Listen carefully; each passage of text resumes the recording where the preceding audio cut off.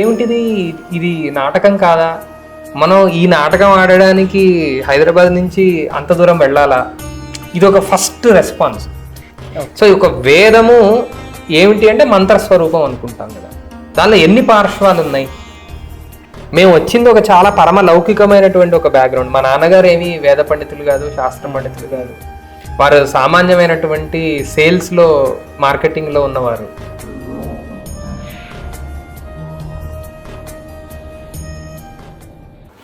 ఓం శ్రీ గురుభ్యో. మీరు కరిషే జాయిన్ అవ్వడం, ఈ సంస్థ ఎందుకు పెట్టాము ఏంటి, I felt this is a good time to discuss and put that in public. అంటే అసలు మనం ఇంత పెయిన్ తీసుకొని ఈ కంపెనీ ఎందుకు బిల్డ్ చేస్తున్నాం, దీని వెనక వాట్ ఈజ్ అవర్ హార్ట్ అనేది ఆవిష్కరించాలి అని అనిపించింది. So I want to ask you అండి, అసలు మీ జర్నీ ఎలా స్టార్ట్ అయింది? అండ్ నాకు తెలుసు, బట్ నాకు కూడా పూర్తిగా తెలియదు. సో మీరు ఇటువైపు రావడానికి what inspired you, and then కరిషేకి రావడానికి వాట్ ఇన్స్పైర్డ్ యూ? ఈ ప్రయాణం మా నాన్నగారి కళతో మొదలైంది. ఓకే. వారికి ఎప్పుడు మగపిల్లలు కలిగితే కనుక వాళ్ళకి వేదాధ్యయనంలోనే వాళ్ళ భవిష్యత్తు ఉండాలి అని వారు అనుకున్నారు. భాగ్యవశాత్తు మా నాన్నగారికి 2 మగపిల్లలే కలిగారు.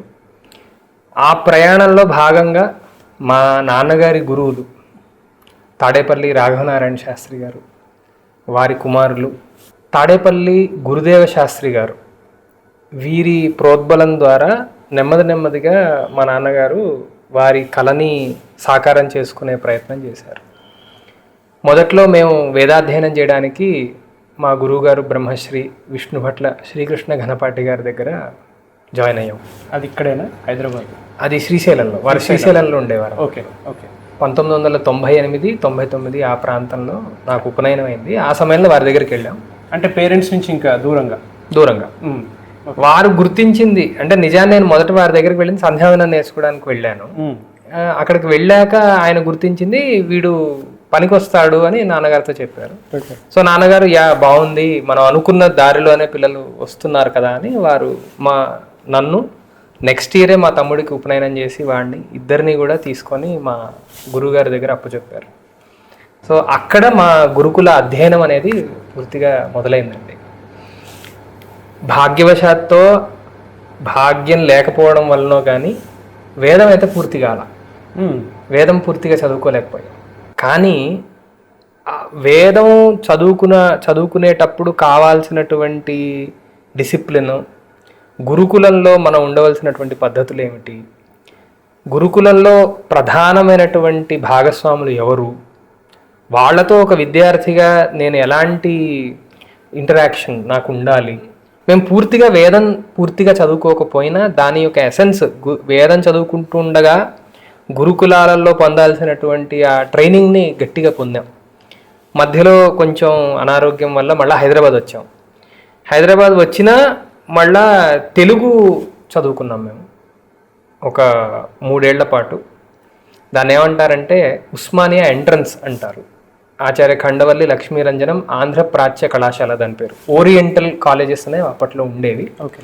సో దానిలో మేము 10th ఈక్వివలెంట్ కోర్స్ చేసాం. తర్వాత పీడీసీ, ప్రీ డిగ్రీ కోర్స్, ఆ ఈక్వివలెంట్ అది ఇంటర్ ఈక్వివలెంట్ కోర్స్, ఆ 2 కోర్సులు చేసాం. ఈ 3 ఏళ్ల టైంలోనే మేము ఎఫ్లు, ఇప్పుడు English and foreign language university, దానిలో జాపనీస్లో అడ్వాన్స్ డిప్లొమా ఈ 3 ఏళ్లలో అయింది. సో మేము ఈ 3 years చదువుకున్నాక శాస్త్రం అని ఒకటి ఉంటుంది అని ఫస్ట్ టైం మాకు మా జీవితంలో ఇంట్రడ్యూస్ అయిందనమాట. మా టీచర్ ఒక ఆవిడ సూర్యకుమారి గారు, ఆవిడ ఒక వాక్యం చెప్పి, ఈ వాక్యం 3 రకాల వ్యక్తులు అర్థం చేసుకొని 3 పెద్ద మతాలు తయారైనవి అని ఒకరోజు చెప్పారు. అవేమిటి అంటే అద్వైతం అనొకటి, విశిష్టాద్వైతం అనొకటి, ద్వైతం అనొకటి. ఈ రోజున భారతదేశంలో అవలంబిస్తున్నటువంటి చాలా సంప్రదాయాలకి ఇవే మూలమైనవి అని ఆవిడ చెప్పారు. నేను వారిని అడిగా, ఏమండి ఇది ఎలాగా, నేను I'm very interested in this, నేను ఎలా దాన్ని ఇంకా అర్థం చేసుకోవాలి అంటే, నాయనా నీలాంటి వాళ్ళు ఇక్కడ ఉండకూడదు, ఇక్కడ అంత నువ్వు అడిగే ప్రశ్నలకి సమాధానం చెప్పేవాళ్ళు లేరు, నువ్వు తిరుపతి వెళ్ళు, తిరుపతిలో ఒక యూనివర్సిటీ ఉంది, అప్పట్లో అది రాష్ట్రీయ సంస్కృత విద్యాపీఠ్ అని ఉండేది, ఇప్పుడు అది నేషనల్ సంస్కృత్ యూనివర్సిటీ అని అయిందనమాట.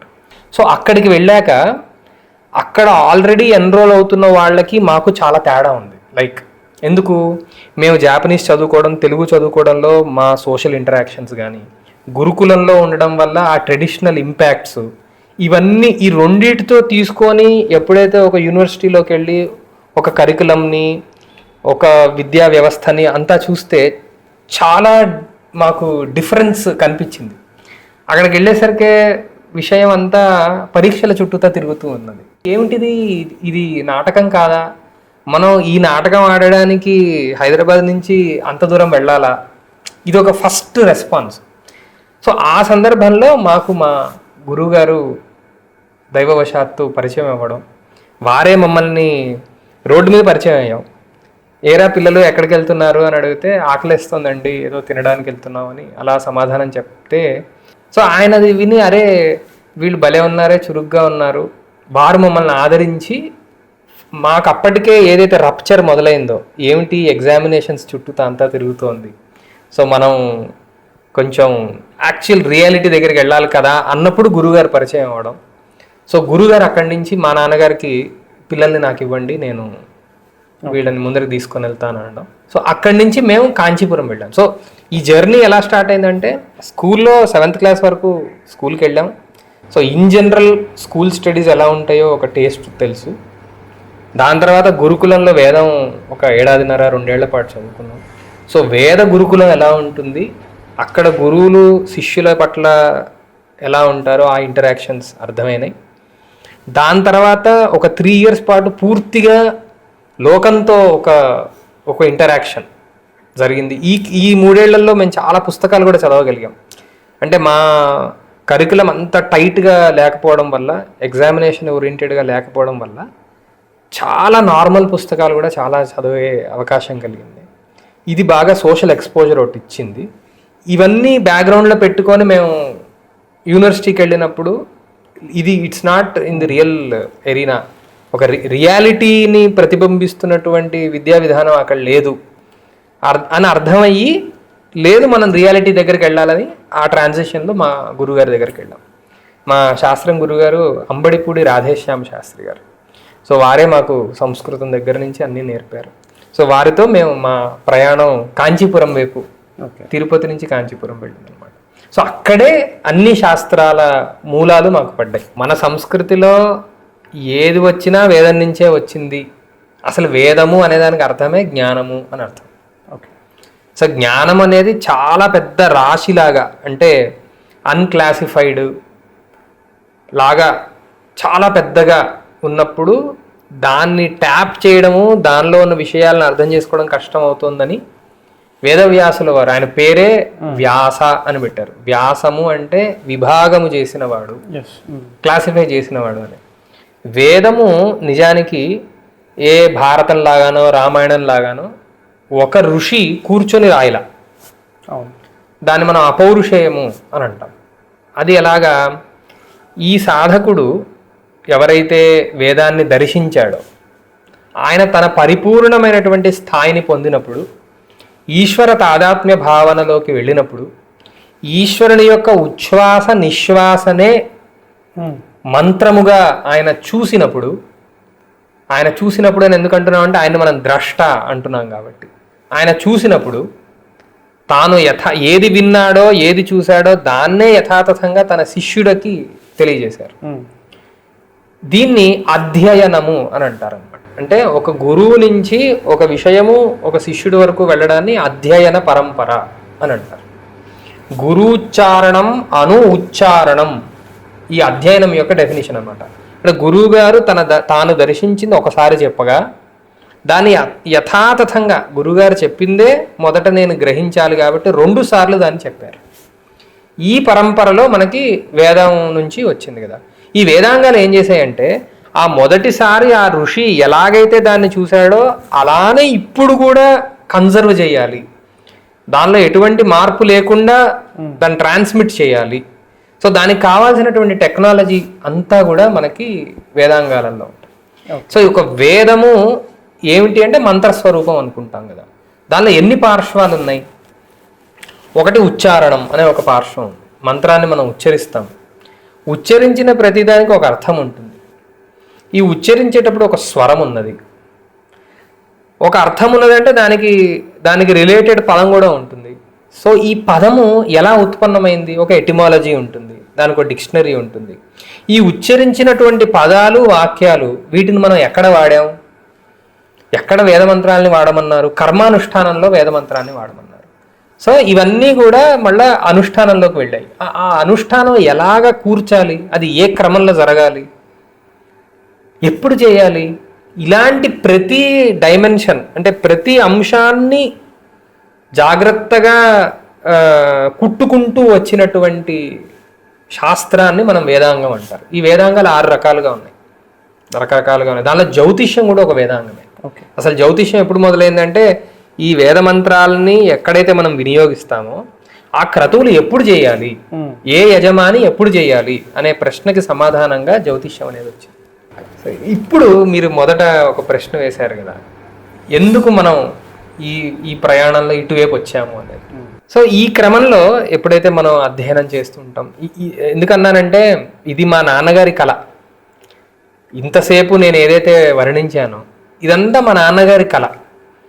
మా నాన్నగారు ఏ శుభ సందర్భంలో దాన్ని కన్నారో అది సాకారం అవుతూ వెళ్ళింది.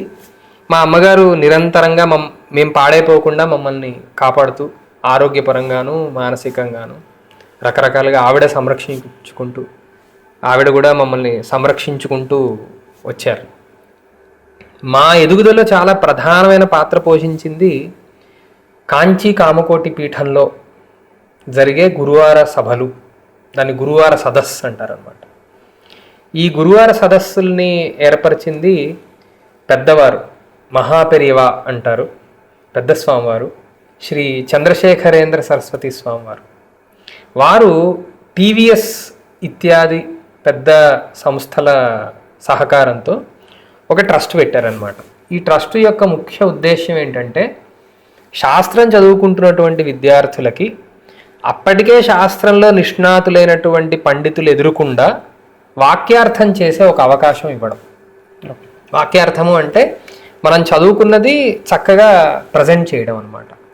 ఆ అవకాశాన్ని మాకు ఆ గురువార సదస్ అనేది ఇచ్చింది. అక్కడ ప్రతి వారం గురువారం నాడు అంత గొప్ప పండితులు ఎదురుకుండా, మేము చిన్నపిల్లలం వాళ్ళ దృష్టిలో, వాళ్ళ ఎదురుకుండా వాళ్ళ వయస్సు రీత్యా పాండిత్యం రీత్యా, కానీ ఈ వ్యవస్థ విద్యార్థికి ప్రతి వారం ఒక అవకాశం ఇచ్చేది. సామాన్యంగా శాస్త్రం చదువుకున్నాక మన ఆపర్చునిటీ ఏమిటి అంటే ఒక లెక్చరర్గానో, ఒక రీడర్గా, ఒక అసిస్టెంట్ ప్రొఫెసర్గా ఏదో ఒక యూనివర్సిటీలో శాస్త్ర డిపార్ట్మెంట్లోకి వెళ్ళడం, అదొక ప్రధానమైనటువంటి ఒక స్రోతస్సు.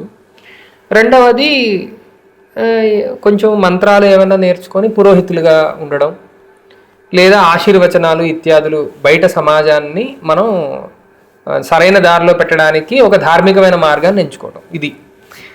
కానీ మా టెండెన్సీస్, ఎందుకంటే మా ఎక్స్పోజర్లు అంతా చాలా డిఫరెంట్. సొసైటీతో డైరెక్ట్ ఇంటరాక్షన్స్ ఉండేవి. మేము వచ్చింది ఒక చాలా పరమ లౌకికమైనటువంటి ఒక బ్యాక్గ్రౌండ్. మా నాన్నగారు ఏమీ వేద పండితులు కాదు, శాస్త్ర పండితులు కాదు. వారు సామాన్యమైనటువంటి సేల్స్లో, మార్కెటింగ్లో ఉన్నవారు. సో మా బ్యాక్గ్రౌండ్, మా ఎక్స్పోజరు మమ్మల్ని దానిలో ఫిట్ అయ్యేటట్టుగా అనిపించాల. ఎందుకంటే ఒక యూనివర్సిటీ ఫ్రేమ్వర్క్లోకి వెళ్ళాలంటే ఒక బెంట్ ఆఫ్ మైండ్ ఉండాలి. అంటే ఆ యూనివర్సిటీ జాబ్ని సెంటర్లో పెట్టుకొని మనం దాని కోసం పర్సూ చేయాలి. కానీ మా బెంట్ ఆఫ్ మైండ్ అలా ఉండేది కాదు. డైరెక్ట్గా సోషల్ ఇంపాక్ట్ ఎలా చేయాలి అనేటట్టుగానే ఉండేది. చాలా సందర్భాల్లో గురువుగారితో కూడా ఈ విషయం చాలా దీర్ఘంగా మాట్లాడుతూ ఉండేవాళ్ళు. పెద్దల అభిప్రాయం ఏంటంటే వేదాన్ని, శాస్త్రాన్ని మనం పరిరక్షించుకోవాలి. ఇది ప్రధానంగా పెద్దలు చేసినటువంటి ఉద్బోధ. కరెక్టే, పరిరక్షించుకోవాలి. కానీ దాన్ని మనం మన జీవనంలోకి ఎలా తెచ్చుకోవాలి, దాన్ని జీవనంలోకి తెచ్చుకోకపోతే ఎక్కువ రోజులు అది ఎలా పరిరక్షింపబడుతుంది, ఈ ప్రశ్నలు, ఈ ధోరణి మాది ఎక్కువగా ఉండేది. నాది, మా తమ్ముడిది, ఇద్దరిది కూడా ఈ రకమైన ధోరణిలోనే ఉండేది. సో ఇప్పుడు కరిష్యే ఏం చేస్తోందో, ఏం చెయ్యాలనుకుంటోందో రాబోయే రోజుల్లో, ఇవన్నీ కూడా మా కళలు. మేము శాస్త్రము సీనియర్ అంటే శాస్త్రం కొంతవరకు పూర్తి చేసి కొంచెం సీనియారిటీని పొందాక ఏవైతే ఆలోచనలు ఉన్నాయో అవన్నీ కరెక్ట్గా మనకి కరిష్యే ఆబ్జెక్టివ్స్లో ఫిట్ అవుతున్నాయి. ఓకే. నేను ఇంత చదువుకొని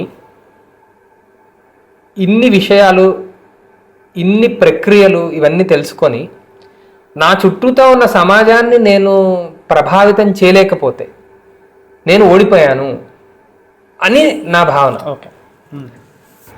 నువ్వు ధర్మం ఏమిటో తెలిసి దాన్ని ఎలాగా